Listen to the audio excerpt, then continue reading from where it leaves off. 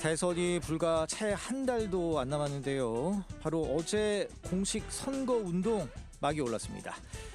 관련해서 대선 소식 자세히 알아보겠습니다. 정치평론가 박창환 장하대 교수 전화 연결돼 있습니다. 교수님 나와 계십니까? 네, 안녕하십니까? 예. 우선 국민의힘 얘기 좀 먼저 해보겠습니다.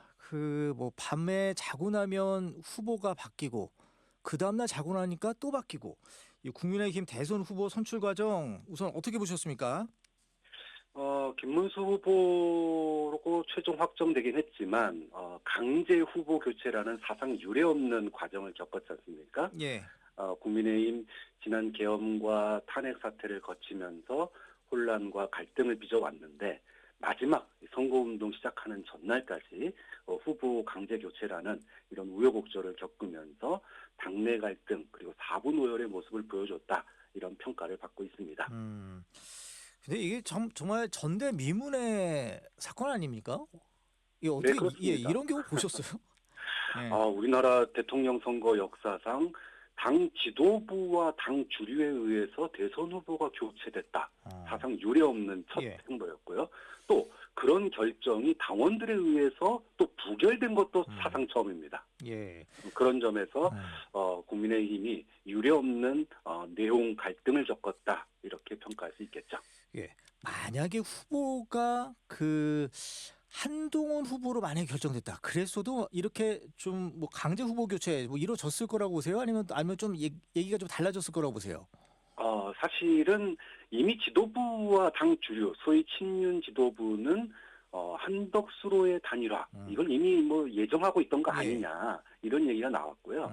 또 이미 경선이 2차 경선, 3차 경선으로 가면서 누가 단일화에 더 적극적이냐에 따라서 그러니까 당원들의 투표가 쏠리는 현상이 뚜렷하게 나타났었거든요. 예. 그렇기 때문에 김문수 후보 아니라 누가 당선되더라도 사실상 단일화 과정은 불가피하지 않았느냐 이런 평가가 나오고요. 네네. 다만 그 과정이 좀 더 부드러웠다라면은 이렇게까지 갈등이 심화되진 않았을 텐데 김문수 후보가 적극적으로 이 단일화를 갖다가 좀 자신의 주도권을 놓지 않겠다라고 하는 이런 과정을 거치면서 강제적인 과정을 거치다 보니까 여기에 따른 후폭풍도 컸고 또 당원들의 또 이 반발도 컸기 때문에 어쨌든 국민의힘으로서는 후보가 교체되든지 아니면 당 지도부가 날아가든지 둘 중에 하나의 그런 과정을 겪을 수밖에 없는 그런 상황이었죠. 예, 알겠습니다. 어제 보니까 눈에 띄는 인선이 있던데 35세 김용태 의원을 비대위원장으로 앉혀놨습니다. 이거는 좀 어떻게 보십니까? 좀 김문수 후보 후보 교체 갈등 때문에 당내 갈등 봉합이 굉장히 시급한 상황이었거든요. 특히 친윤 주류와 갈등을 겪지 않았습니까? 예. 사무총장의 친윤계 박대출 의원을 앉힌 것도 결국은 이 갈등 봉합에 나섰다 이런 평가를 할 수가 있고요. 예. 다른 캠프에서 활동하던 현역 의원들도 대거 선대위에 넣었습니다. 그런데 이것만으로는 이제 국민의힘이 바뀌었다 이걸 보여주기 좀 어렵잖아요. 예. 90년생 김용태 의원을 비대위원장으로 지명하면서 이른바 탕평 쇄신 선대위를 만들기 위해서 노력하는 모양새였다 이렇게 평가할 수 있겠죠. 이 비대위원장이 그야말로 당 대표 아닙니까?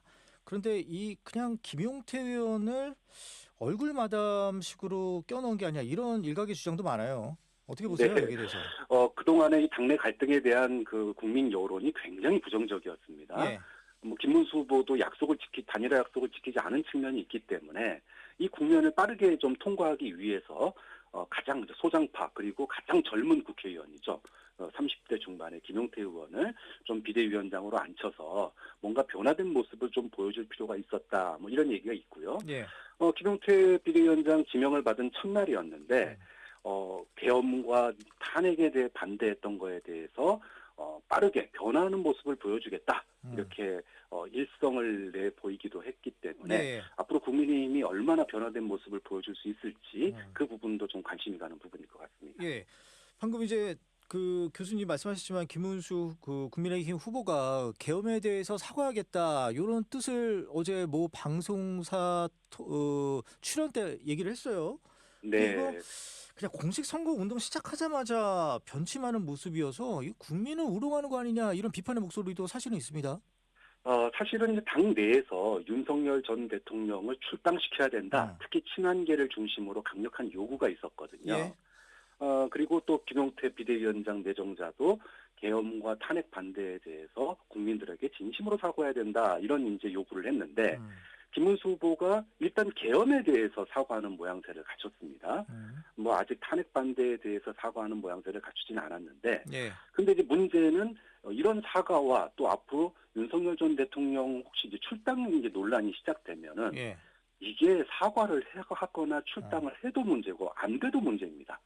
사과나 반성 또는 출당을 하게 되면 극우 보수 지지층들이 김문수 후보를 등을 들을 수가 있고요. 예. 또 사과나 윤석열 전 대통령에 대한 출당 조치가 이루어지게 되면 이루어지지 않게 되면 또 과연 이게 말뿐인 사과 아니냐 이런 이제 또 비판을 받을 수 있기 때문에 예. 이래도 저래도 당내의 분열이나 비판은 좀 피하기 어려운 그런 상황이기 때문에 김문수 후보의 앞으로의 그 총선 과정에서 예. 윤석열 전 대통령과 선긋기 어디까지 가능할지 이 참 애매모호한 이 행보가 어디까지 가능할지 이것도 관심 가는 사항이 되겠습니다. 예. 그러면은 교수님 입장은 어떻게 보세요? 이 국민의힘 후보인 김문수 후보가 대통령이 당선되기 위해서는 윤석열 대통령과 손절해야 된다 이렇게 보십니까? 아니면 그 반대라고 보십니까? 사실은 손절을 해도 소위 잃어버리는 표가 있고요. 손절을 하지 않고 지금 스탠스를 유지해도 사실은 이 중도 확장성에 한계가 있습니다. 그 손절하면 그래도 중도층을 잡을 수 있지 않을까요? 중도 확장성이 조금은 늘어나긴 하지만 또 이게 극우 보수층의 이탈도 심화가 됩니다.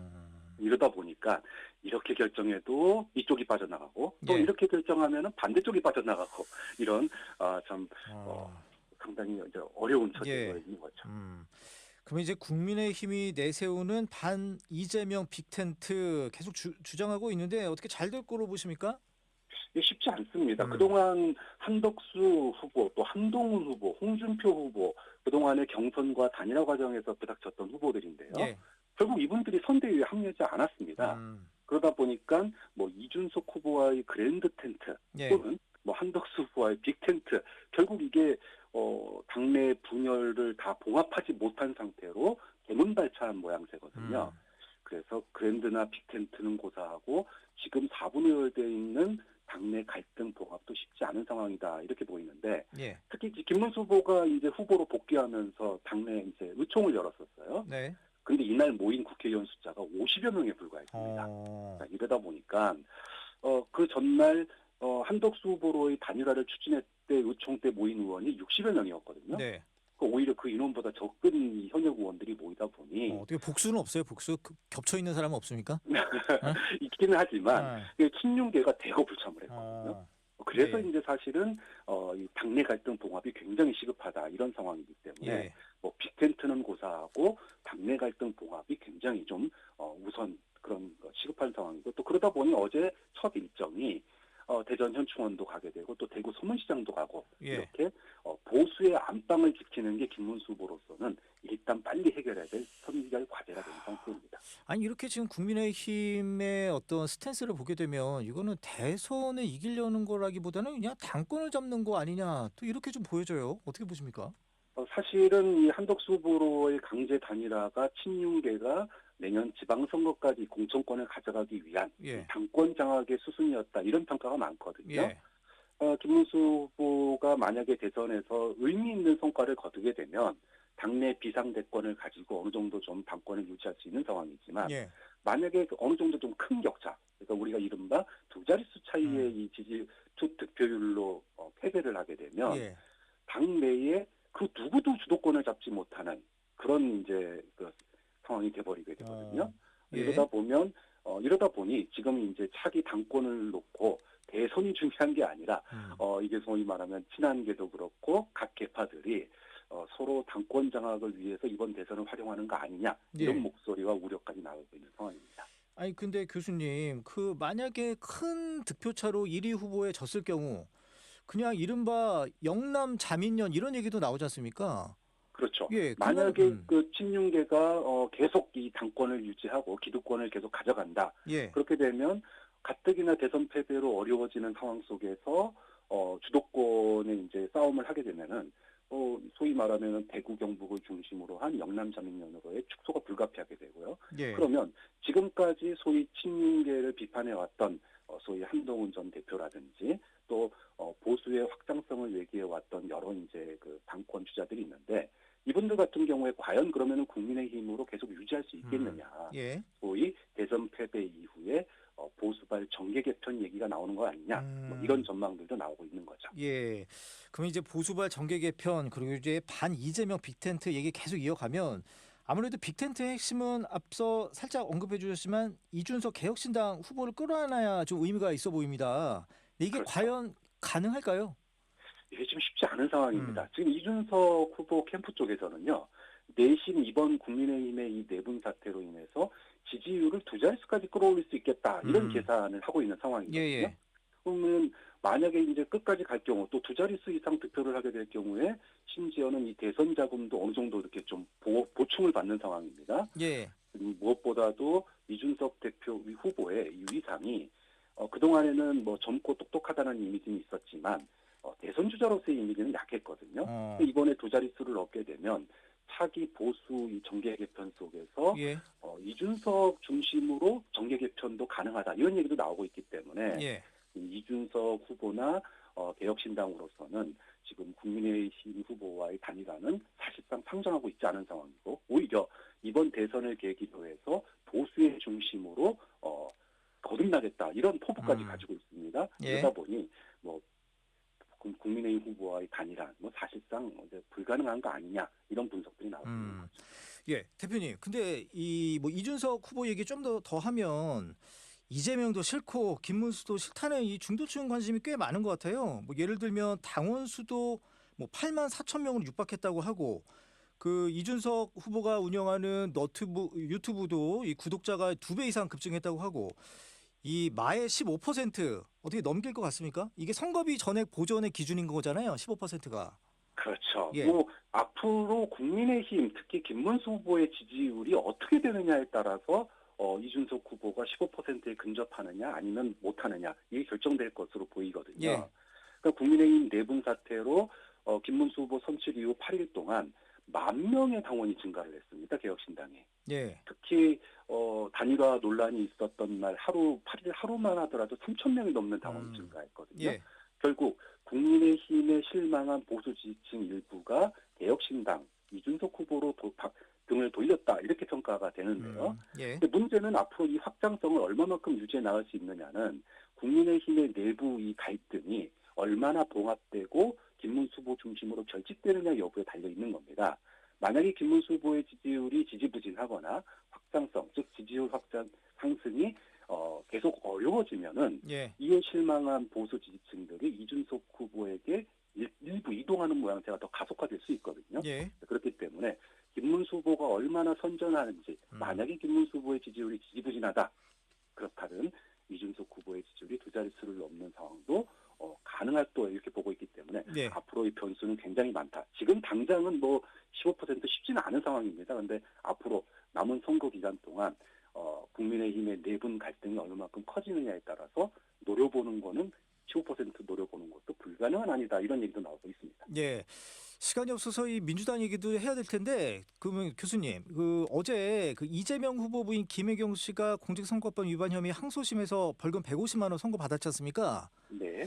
이거 어떻게 변수로 작용할까요? 일단 뭐 대법원에 항소를 하게 되면 예.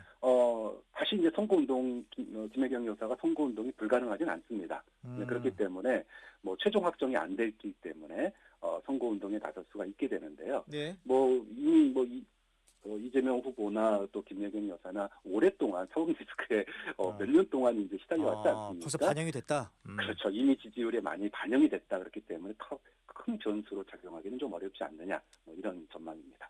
알겠습니다. 교수님 여기까지 얘기 듣겠습니다. 네, 지금까지 감사합니다. 정치평론가 박창환 장한대 교수였습니다. 고맙습니다.